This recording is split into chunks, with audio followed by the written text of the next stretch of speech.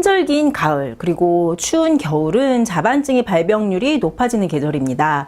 특히 환절기 일교차나 면역력 저하로 감기를 앓고 난 후 소아 자반증의 발병률이 높아지는데요.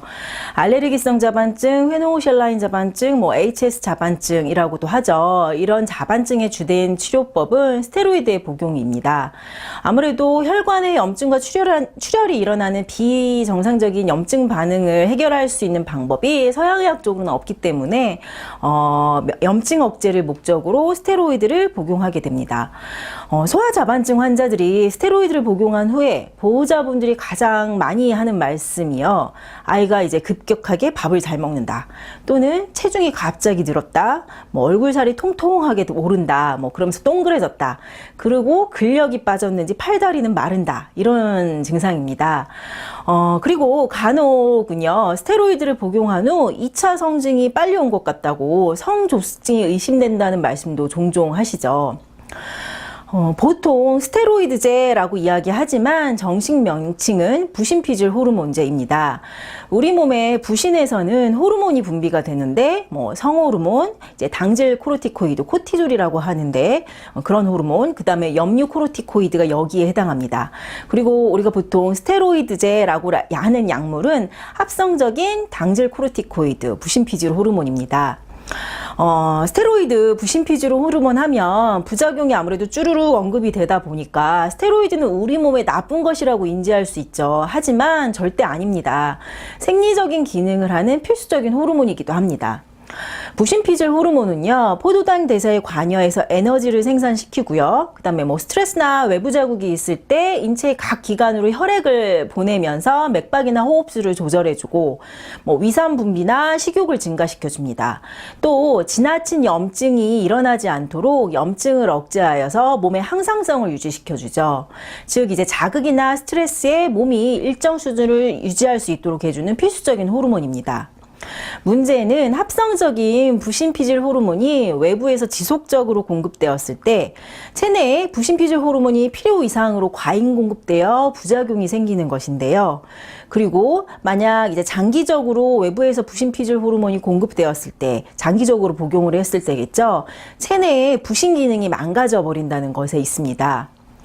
체내 스테로이드 농도가 상승해서 일어나는 스테로이드 부작용을 흔히 쿠싱 증후군이라고 하는데요. 쿠싱 증후군의 대표적인 증상으로는 문페이스라고 하는 얼굴이 이제 동그랗게 되는 증상이 있고요. 부어서. 그 외에도 지방 합성을 증가시켜서 발생하는 비만, 그 다음에 혈당을 높여 발생할 수 있는 당뇨병, 그 다음에 근육의 단백질 분해로 인한 근력 저하, 그다음에 면역 기능 억제를 통한 이제 감염이 증가될 수 있고요.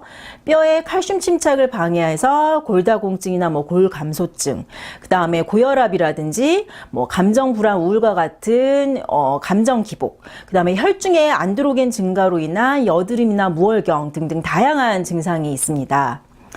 쿠싱 증후군은 고용량의 스테로이드를 장기간 복용 시에 나타난다고는 하지만 체질적으로는 태양이나 소양인의 경우, 그리고 이제 어린 소아의 경우에는 일반적인 복용 기준보다 짧은 기간이나 적은 복용량으로도 발생될 수 있습니다. 따라서 만약 소아 자반증 환자가 스테로이드를 복용해야만 한다면, 그리고 복용한다면 복용량이나 기간에 신중을 해야 합니다.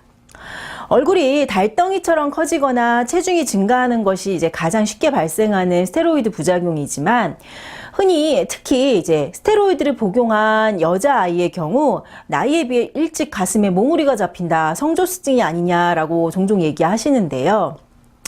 부신피질 호르몬의 복용, 장기 복용으로 인한 복부 주변이나 체간의 비만으로 인해 가슴에 살이 쪄서 물론 그렇게 보일 수도 있기 때문에 우선은 크게 걱정할 점이 아닐 수도 있습니다.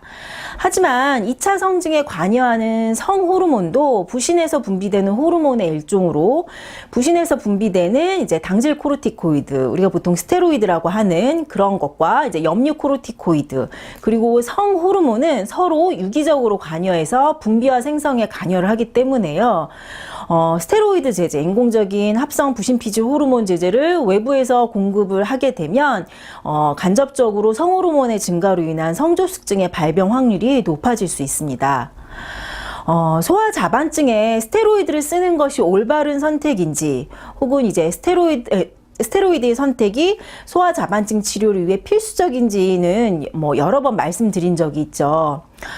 스테로이드가 과연 자반증 치료에 반드시 필요한 약물인지 이것을 차치하고라도요, 성조수증을 포함한 여러 가지 부작용을 유발할 수도 있는 약물이기 때문에 만약 소아 자반증 환자분이시라면요, 스테로이드의 신중한 선택이 필요합니다.